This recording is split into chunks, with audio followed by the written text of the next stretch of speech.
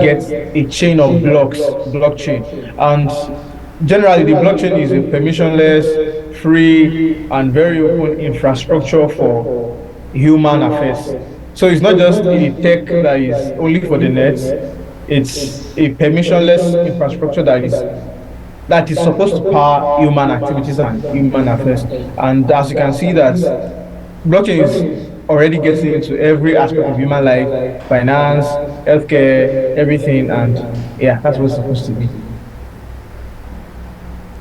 Awesome, awesome. Thank you so much. Okay, my key takeout was it's permissionless, so everyone has access to it. It's not like a centralized place where you get to like get permission and the rest of it. Thank you so much on that. So you talked about it now. The fact that it is now penetrating every aspect of life, the health aspect, the financial, and the rest of it. So as someone that is actually like taking up acquiring skills in tech, say in the area of front end, back end, and the rest of it, in what way do you think such a person can actually key into this in the area of acquiring the skill and then looking at the future and trying to just key into it and improve on their skills so they can get into the industry and actually start also solving problems in that aspect? Okay. Thank you. So, let me put this off.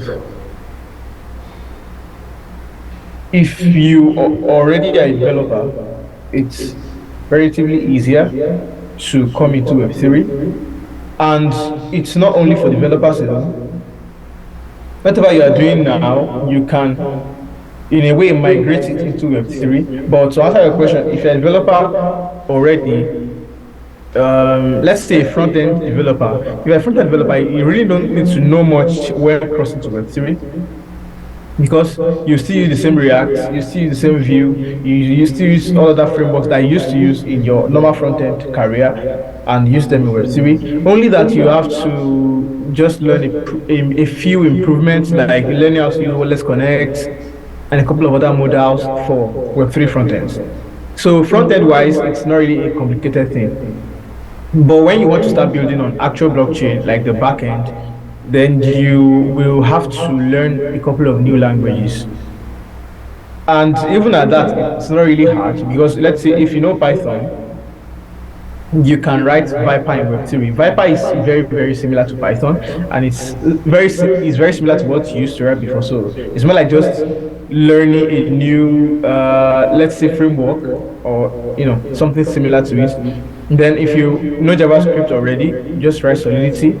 They are very similar. If you write Rust in Web 2, you can build with Rust in Web 3. So it's not really hard, only that you need to find a good place for resources. And for that, I'll recommend Learn Web 3 DAO. Learn Web 3 DAO is a good place to start only for people who already have experience in Web 2. If you don't have experience in Web 2 programming languages and want to jump to Learn Web 3 DAO to learn, you won't really be successful so much in it. So Learn Web 3 DAO, then start contributing, start getting involved in what's going on, start building stuff, sharing it, and reading other people's code, reading other protocols code. And beyond just only coding, you need to up your knowledge about the entire industry.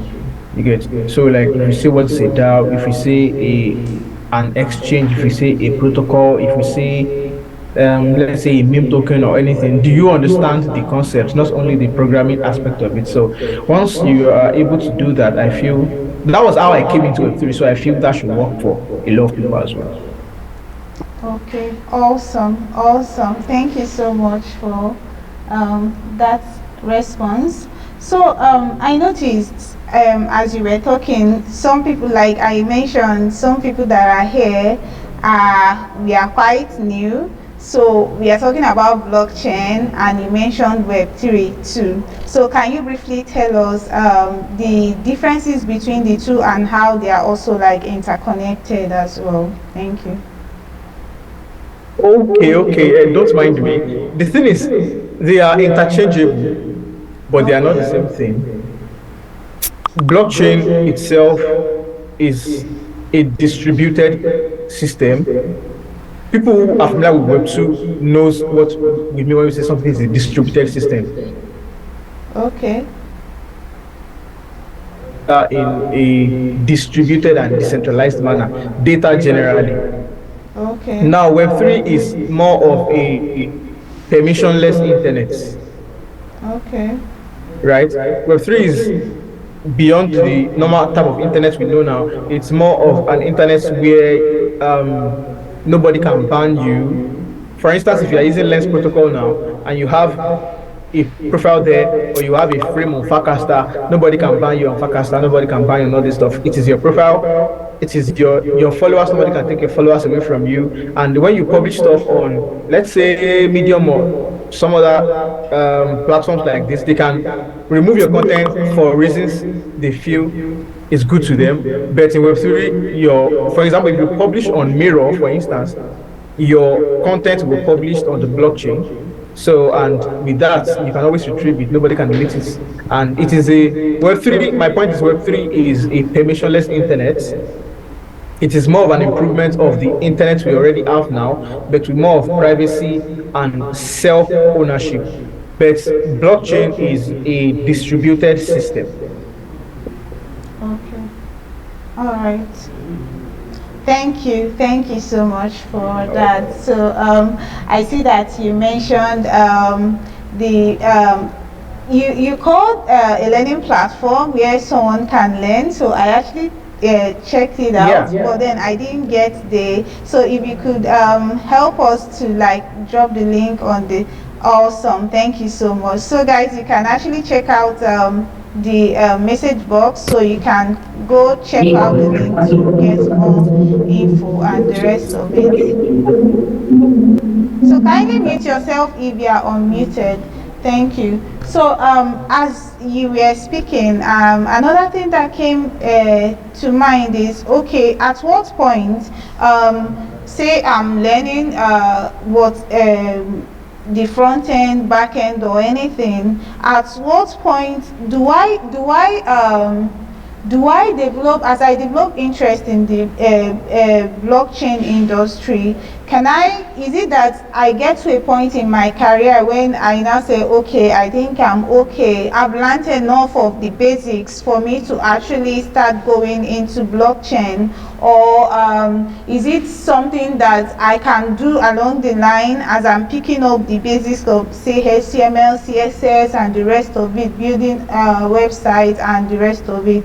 Or is it something I wait to get to a particular level? Because I know that one of the things that actually affects the growth of most developers and most tech people is the fact that we don't always think that we are good enough, we are ready yet to actually explore things that we are interested in. So at what point do you think that someone that is starting up in tech can actually like pick up any skill, pick up interest in blockchain and pursue it? Okay, okay, thank you. And in this instance, do you mean only developers or generally tech skills generally? Generally, sorry, generally. Generally, okay, okay, okay. Let me first talk for developers. Okay. You can pick up interest anytime, really anytime. And as you are learning HTML, CSS, JavaScript, any other thing you are learning, you can be learning programming languages as well and programming concepts and blockchain concepts as well. But in reality, okay, thank God this is a webinar, so I can. So when I was learning myself, I discovered something. For instance, if you mapping in Solidity is very similar to dictionaries in Python. That is the way you will always see most engineers explain it to you. Now, what if you don't know Python and someone is explaining that mappings are like dictionaries in Python? You'll be like, bro, from yesterday. So my point is, you need a very good knowledge of Web2 languages to really pick. You will pick Web3 languages if you start straight away, but you won't pick them fast. Even if you are a genius, you won't pick them very fast.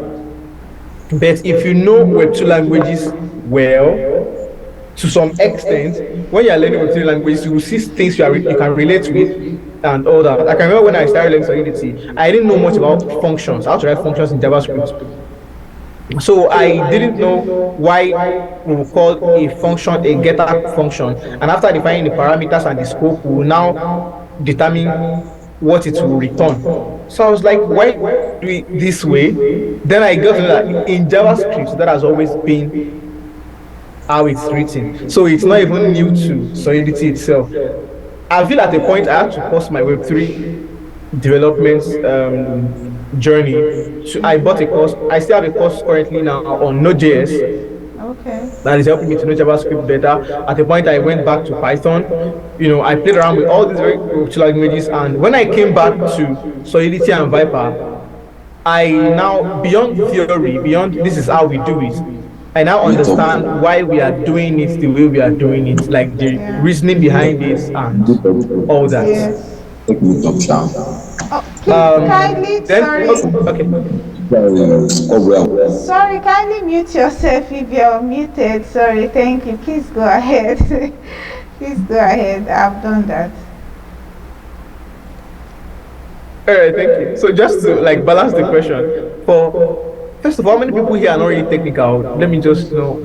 But anyway, if you are a marketer, you before coming to Web3, you can simply be learning Web3 along the line as you are learning marketing, and that should even make your journey to be more genuine, right? There are people on Twitter who knew when you were starting in marketing, when you were starting blockchain, and the more you are learning this, just be applying it. You can marketing is very easy to migrate to in Web3. But first of all, you need to know marketing very well, content marketing, direct response. Even if you won't niche down to all of them, you need to be very strong in a couple of them. For instance, I was very strong, okay, I'm still very strong in content marketing. But recently, I've been doing sales a lot for my company. And funny thing is, sales is also part of marketing. So you need to know marketing very well, then come to Web3 and just balance things out. And yeah. Yeah, okay, thank you. I wanted to say it's okay for you to ask so that it can be quite interactive. You could ask them to use the raise a hand button so you get to also like understand your audience well and they don't That feel would be totally great. lost. And they can ask questions. I mean, they don't. Yeah. I don't. Or if that's cool by you or with you, while I'm talking, they can ask questions. Yeah, doesn't have to be too rigid. Okay, yeah, it's fine. So everyone, the floor is open. If you actually have questions, you could use the raise a hand button. So if he says something you don't quite understand, you could use the raise a hand button. Then we can call you up to ask the question so he can answer. So, but if you are in an environment where you can't speak at the moment, you could actually use the message box to also send in your question. I'll help you to read it out, then he can also like attend to it. So thank you. So okay, so I'll be expecting the questions as we speak. So I noticed as you were speaking, I understand the audience. So and I know the confusion will somehow be there. You mentioned Web2 and the Web3 as well. Okay, someone already asked a question, so maybe we could take her question. Said, does that mean I have to learn Web 2 before moving to Web 3? So what for you to answer, you have to explain Web 2 so that this person understands what Web 2 is, then we can talk about that. Yeah, thank you. Over to you. Okay, thank you. So, Web2 is the current state of the internet that we have now. We have Google, you post stuff there, you can censor your things, you are not entirely private, even if you use VPN. I'm sure we are tech guys here, and we know even if you use VPN, you are not really private, and it's heavily censored. If Nigeria is fighting US today now, they can blacklist your country from receiving even you can't even use Stripe at the moment anyway. So I feel that's the two seats. So that is Web2 is the censored and overly regulated state of the internet. Web3 is more of a permissionless and self led and community led state of the internet. Okay, thank you. So does it mean that Web3 is more like open sourced than the Web2 and the rest? In terms of open source, both of them are open source. But the fact that, let's say, the code of a company is open source doesn't mean the company handles your data with utmost privacy, or they still can't censor you. And both of them are open source if it's about open source. Oh, okay, thank you. So, okay, so she said, does that mean I have to learn Web2 before moving to Web3? Is she an engineer? Oh, she's there to answer. So, Josephine, we'll be expecting. What Are you do an you engineer? do? Because there are two different approaches to it. Okay. Oh, you are not. If you are not, I don't think you need to. You already know you are using Web 2 already, so just go learn about Web 3. And I always recommend Binance Academy for everyone. Just go to Binance Academy, start reading stuff Okay. there, Okay. and with that you will know about Web 3. But as an engineer, please know Web 2 languages before you move to Web 3. I mean, to make it faster. Okay, awesome. Thank you. Thank you so much for clarifying that. Of course, I knew that a lot of people. You're welcome. Thank you, Yeah. Josephine. Okay. So I understand better now. Okay. Nice. Okay. So moving forward, we hear about the blockchain. We talk about investment in the area of. Okay. Another question. Okay. So how can one gain access to Web3, and what kinds of sorry, I'm having a lot of, and what kind of apps are used in Web2? Okay, I think we already for that of the apps. So please, you can do justice to that, so I don't take out the words from your mouth. Okay. No, no, no, no, no. Okay, they're saying how can one gain access to Web3, and what kind of apps are used in Web3? Okay, your App Store or your Play Store, you can still get Web3 apps from there. Hopefully, we are trying to create a App Store soon that will be mainly for Web3 stuff. But for now, you can get most of your Web3 dApps from App Store or Play Store. And how to gain access to Web3, it depends on what you want to do. For instance, let's say but first of all, you need a wallet. That is just very important. Then I'll recommend Phantom. Phantom is a very good wallet for you to start with. Then open an exchange, open an account on an exchange, on a centralized exchange. Something like Binance, Bybit, and feel the experience from. And most importantly, get very active on Twitter. A lot of things that I can't say in this webinar, you pick them on Twitter. Thank you. Like, you were really going deep into the technical aspect, and I knew that some of them would be lost. You mentioned Phantom Wallet.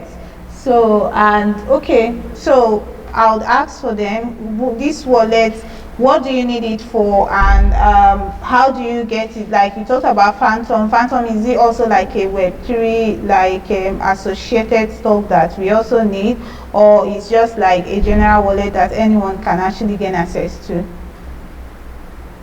Okay, thank you very much. So please, anytime I'm going, I don't plan to go too high, but please, anytime I'm going too high, just let me Yeah, know. yeah, So of for those who course. don't know, thank you so much. For those who don't know, Phantom is. Let me start from what's a wallet. A wallet Okay. is simply an infrastructure. That's quite big a word, or something you use to store your assets. And when I say assets, I mean crypto tokens, NFTs, domains. We have domains in Web3 too. For instance, I have johnfawale.soul is my domain. So you can store your domain in your wallet, you can store your crypto in your wallet, you can store your NFT in your wallet. And aside from that, you can also use your wallet as a way to gain access to Web3 apps. Okay. Right? They want you the same way you sign in with Google, you can simply sign in with wallets. And one thing about wallets, we have centralized wallets and decentralized wallets. When you open an account on Binance, you have a centralized wallet. They handle the private keys for you. But a centralized wallet like Phantom, you'll be in charge of your private keys. That means you are the only one in charge of your wallet. You are the one who determines what goes on there and what does not. So, and since you have the private key, okay, let me explain. Private key is their what's it called? The private key is what shows that you own the wallet, right? And they always have seed phrases as as an expression. So let's say the seed phrase for my Phantom wallet is random 12 words. You know, nobody else. When you want to open your wallet, you be shown the what's it called? The 12 words, the seed phrases, and you can write them down. And even the manufacturers of the wallets are not do not know the wallet you have, Oh, right? Because okay. they are cryptographically provided. People who know a bit about, let's say, mathematics or polynomials might probably understand that faster. So that's how it works, and that is Phantom. I don't want to. Don't worry, don't worry. I already go what you mean. So the wallet is there, so you gain access to the wallet. For you need the wallet for you to be able to access Web3 applications. Okay, thank you. So someone else asked, please, you said something about storing your domain in your wallet. Can you explain better? First of all, Sure. why do you need a domain? We could start from there. So why do you need a domain, and then we get to the storage part. You are a good interviewer, by the way. Let me give you a Thank class. you, thank you, thank you. Okay, so to answer it, domains. What are domains generally?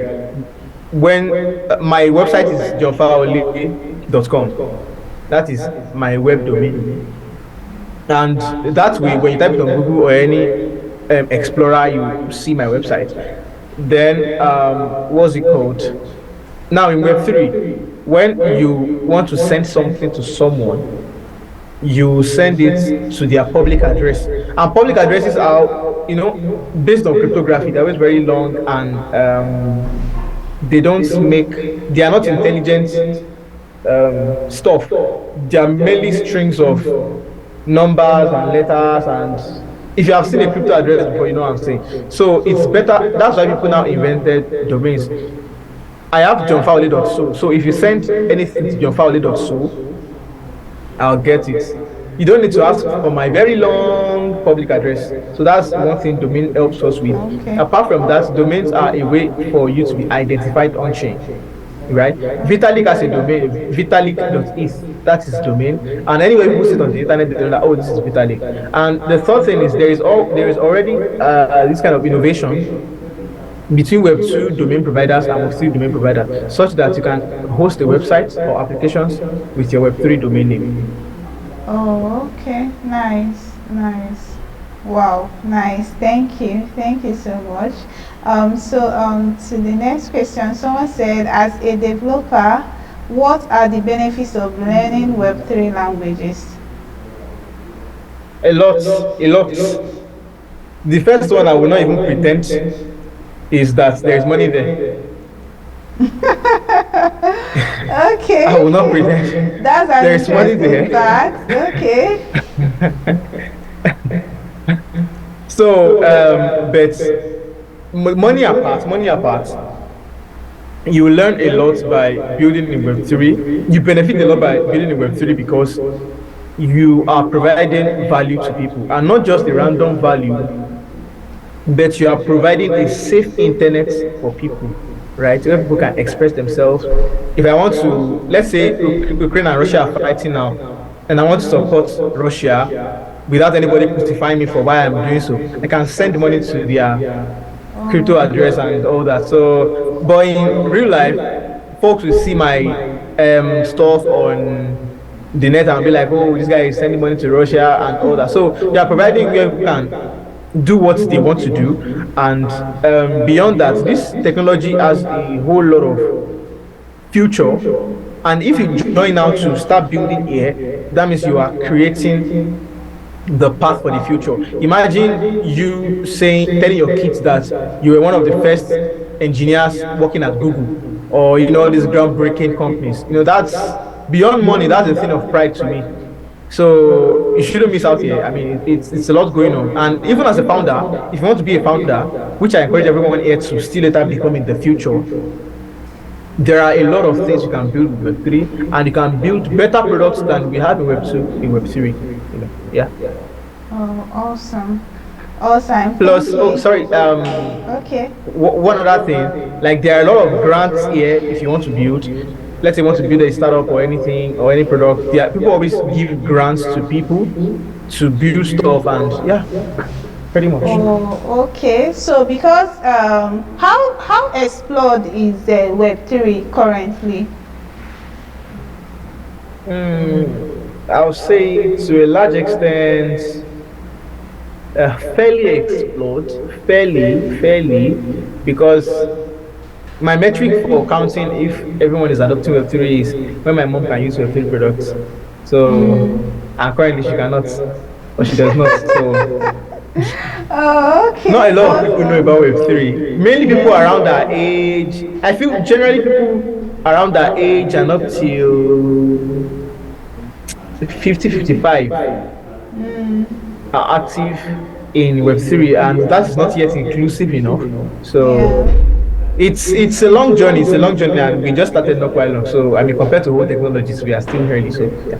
Okay, awesome. I have to ask that when you said there are companies that are actually providing funds for people to actually come into Web3 and become founders and actually build products. I know that something like that exists when we are trying to get more people to actually come into a system and like explore and use it. So that is why I had to ask that. Okay. And another question I have is you can continue dropping your questions. We'll get into it as well. Okay, even those of us who are a bit techy don't use Web3. Joy, Which is nice. true. Yeah, so it's actually getting me to the next question I have. So for someone that actually wants to start and like explore blockchain, and then we hear of blockchain investments, the fact that it's secure, even though I've also heard of someone that actually like they forgot their key or something, and they were not able to like access their platform again. So for someone that is interested to actually start and then look into having investments, I know there is the area of actually researching things on your own and understanding the system as well. So but personally, what advice do you give, what is more like a starter pack on what to look out for, and then like go from there? Okay, is it to invest in Web3 in crypto, or to explore Web3? I'm looking at the financial aspect now, the investment part. Okay. You see, that's okay because it's a long story. Okay, let me just start anyhow. The thing is, in the usual, I'll tell you this very long stuff before I tell you my main point. In the Okay. current financial system we have, for instance, if you are investing with rice, let's say they are real estate, Okay. stock plan and all that, they are trading for you, doing everything for you, and giving you your returns. Okay. And even if the real estate property don't appreciate much and all, they will still give you something as return on investment, even though it didn't go as planned. It's mainly because they have taken responsibility, and they have abstracted away everything and just spoon feeding you and all that. In your current banking you are using, they are managing the security, doing everything, mainly spoon feeding you. But it is different in Web3. Nobody's spoon feeding anybody in Web3, right? Nobody will tell you This thing is fishy, it's a scam. Nobody will tell you, you shouldn't do this. So if you really want to invest into crypto or the financial part of Web3, first of all, be very knowledgeable about what is going on. Go Okay. and learn about the entire technology itself, know it very well. Maybe not very, very, very well, but to a large extent. Then, secondly, don't follow hype. Okay. People on Twitter will say, go and buy this token. When you see people telling you, go and buy this stuff, there is something we call exit liquidity. Okay. In Ponzi, it's the last to come that everybody will dump on. Yeah. And those who are there earlier would have made MMM Yes. stuff. If you did Yes. MMM, you know what I'm Yes. saying. Yeah. Yeah. So people do a similar thing also in crypto, and they'll say buy this stuff, buy this stuff. Then you actually check the charts, you see it go up and up, but it's deliberate. And once you see that more new naive people come in, they'll just dump the whole thing and take in the cash used to buy into it and all that. My point is, first of all, you have to be financially responsible. Okay. The way you have lived your life in Web2 is not the best experience for being what we call being financially responsible. Here, you have to be cautious of the wallet you use, how you interact with your wallet, where you share your stuff to, how you do it, what you do, and all that. So you have to know a bit about Web3 security. I mean, from a user perspective. Now to the money part. You can make money through a lot of means in Web3, and first of all, airdrops. Airdrops. To be very honest, I don't really do airdrops, but I know people who have really made it with airdrops. Like it's Okay. not airdrops are very, and this is the concept behind. Let's say we are building a protocol now, and we see some people adopting our product and all that. We might be like, oh, for all of you who even were using our product all this while, let us drop this token to you. And when you convert the token to probably USDC, and it's like, oh, this is probably 5 USDC per one of that token, and maybe you have 400 of it. 5 times 400, you have made it in life. So that's the whole concept of airdrop. Then apart from airdrop, we have you can be working in Web3 too. You make money with it. Then we have staking. Let's say you have. I've been saying you know a lot. Let's say you have Solana or Ethereum or any token at all. Staking means locking it so people can trade with it, or the protocol can have more liquidity. Liquidity is money. The protocol can have more money, and Okay. at the end of the day, they will give you return on your money. That is taking. You can make money with lending to, let's say, some are trading on chain. You can borrow them your money. They will use your money to trade, and they will give you returns. That way, you are also making money. There is something we call restaking too. Once you have staked your token, and they are giving you a yield bearing token. Oh, people are not in crypto, are not really get this. But just once you have staked your token, locked it, let's say you bought token X, and as a reward, they are giving you token Y. You Okay. can also lock that token Y to further get token Z. That means you Oh, okay. have three tokens. You have X that you have locked that later will be unlocked, and you have the entire capital back. You have Y you got from X, which is a return. Then from that Y, which is a return, you can also restake it to get another token. So you have X, Y, See. and Z from only X. Wow. So Nice. that is a lot. You can make a lot of money. The truth is, there's money in crypto. I feel that doesn't need argument. You make a lot of money here if you are very serious. Awesome, awesome. Thank you so much. Thank you so much for sharing all those. Yeah, and one of the things I picked from is from the airdrop that you talked about. So I tried to interpret this in a layman understanding, so it's easier to assimilate. So when you talked about from your description of an airdrop, it's more like a customer loyalty that these people do for the people that use their product. Awesome, thank you. So they get to appreciate them with a token. So I have another question. So for someone that intends to do an investment, what is the least like amount of money that you need for starters, and then the currency too that is also needed? Is it like the normal USD that that is involved in every other financial transaction? And then what's the least for a beginner that wants to start that the person can actually plan? And from what you're saying, for it to yield more benefits like every other investment, it has to be something you do and you leave it there for a while. It's not like money you want to use like tomorrow then you use it to start the investment. Okay. I can't really give a benchmark when it comes to how much you can start with, Okay. because I'll be a hypocrite if I tell you start with $1,000 because I didn't. I start Okay. with $10 or $20. Okay. Yeah. Okay. But that aside, I feel you should start with 100,000, $1,000, Okay. because that will give you much return. Let's say, for instance, I bought Soul when it was around, was it not 99?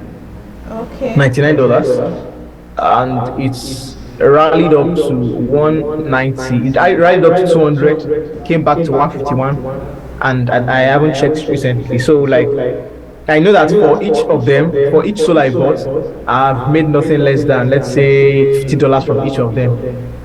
Nothing less than. So, but imagine I bought a $10 worth of one soul. Then was, when I bought it was $99. So imagine I bought a $10 worth of soul.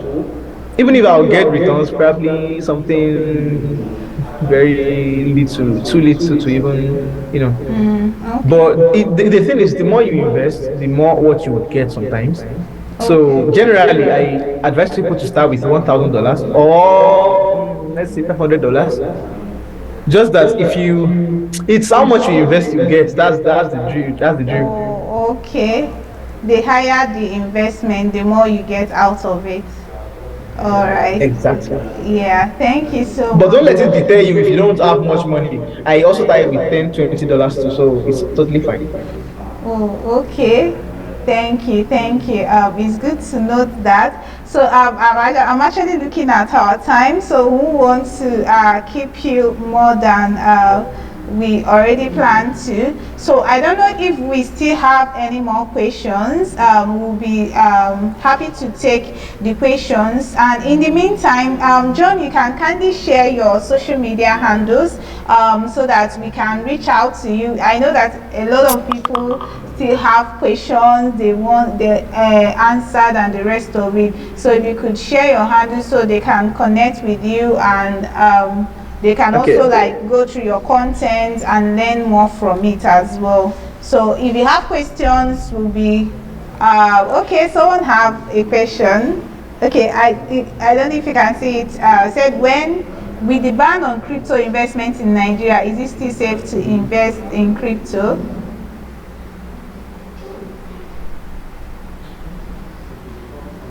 Come in.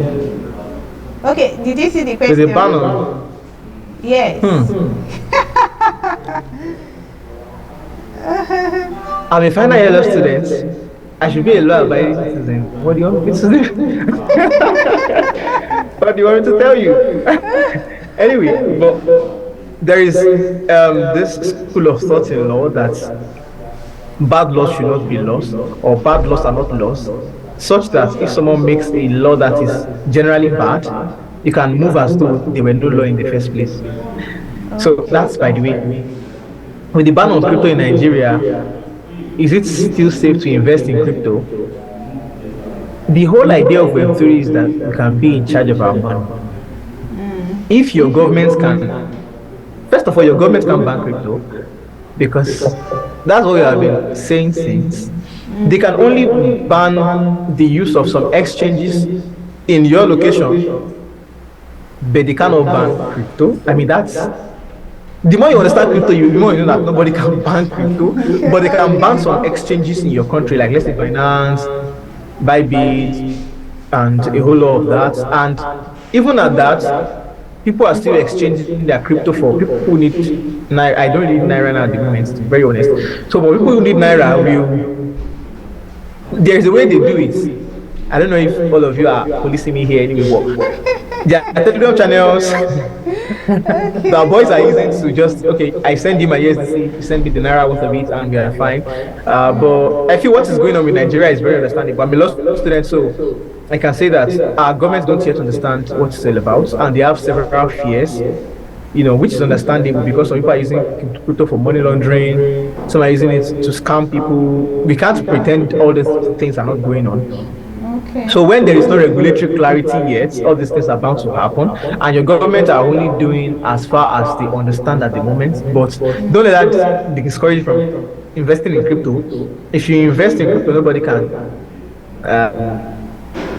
collect your crypto. You have your private key. Even if you use a centralized exchange, only you can log into your account. So, and they can't ban you from Binance. They can't ban you from any centralized exchange. You get, so it has happened before. If you notice, it was the same thing they are doing now. It's happened before, so it's not really a big deal. Wow, thank you so much, and thank you for expressing your fears. Josephine, oh, you have a prospective student. Wow, she said, do you offer mentorship and training? Oh, nice. Okay, he can choose to answer here, or you can follow him up on Twitter and you can reach out to him to learn more about that as well. So the floor is free. You can tell us if you are free to do that, or she can follow you up. Okay, the thing is, yeah. Chisom said the most realistic thing, Twitter, because I'm building a company, I'm doing a lot of things. So, there is something I call permissionless mentorship, right? There are people who have impacted my life that they have never seen me, they don't even know me. Just consume people's materials, follow them on socials, read their blogs, read their YouTube videos, follow them on IG. That's mentorship. You don't have to be too serious. Yeah. Yeah, I totally understand. Like the way things are, you have a lot of things doing, and it's actually hard for you to like make out time to maybe like have a chat with someone. And like I always say, I would always prefer to follow people on their socials.